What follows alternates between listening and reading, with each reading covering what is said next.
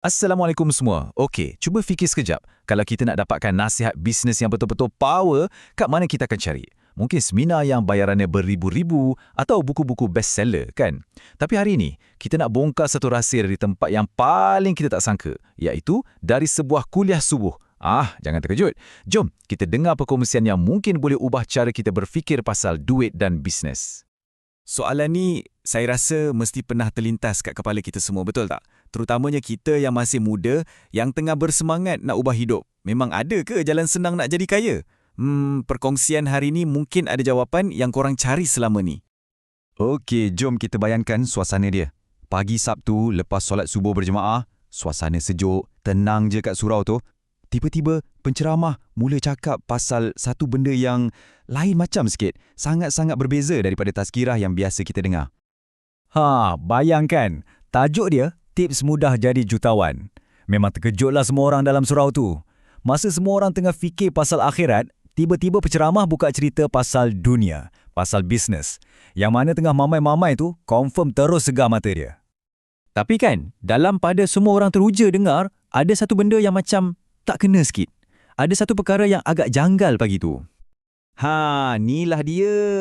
Ironinya, semua tips ni sebenarnya ditujukan khas untuk orang-orang muda macam kita. Tapi yang penuhkan kerusi kat surau tu, kebanyakannya pakcik-pakcik, atuk-atuk kita yang dah bencen. Ilmu power untuk kita ni hampir terlepas macam tu je. Tapi jangan risau, sebab hari ni kita pastikan rahsia ni sampai terus kepada anda. Okey, sekarang jom kita masuk bahagian paling penting. Kita akan bedah satu persatu 3 petua emas yang penceramah tu kongsikan.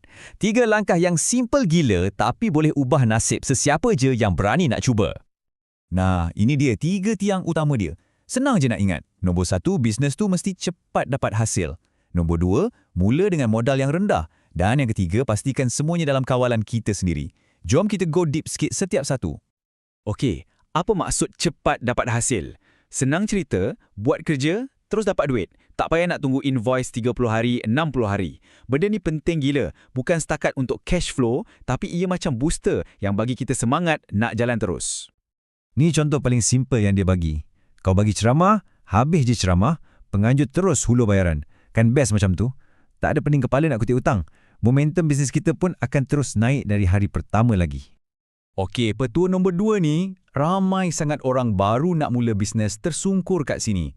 Semangat nak buat loan besar-besar, sewa ofis lawa-lawa, tapi lupa yang setiap bisnes baru tu sebenarnya satu pertaruhan.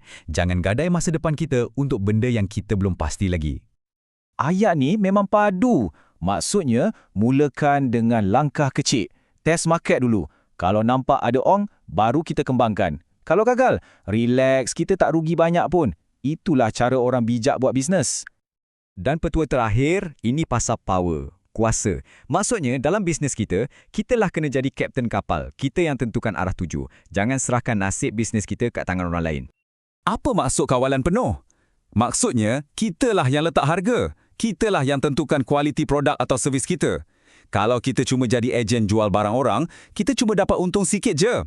Untuk jadi jutawan, kita kena jadi creator, bukan sekadar reseller. Okey, lepas dia bagi 3 tips dunia ni, penceramah tu tutup kuliah dia dengan satu mesej yang memang menusuk kalbu. Sesuatu yang ingatkan kita semua yang kejayaan ni bukan pasal duit semata-mata. Inilah dia intipati sebenar kuliah subuh tu.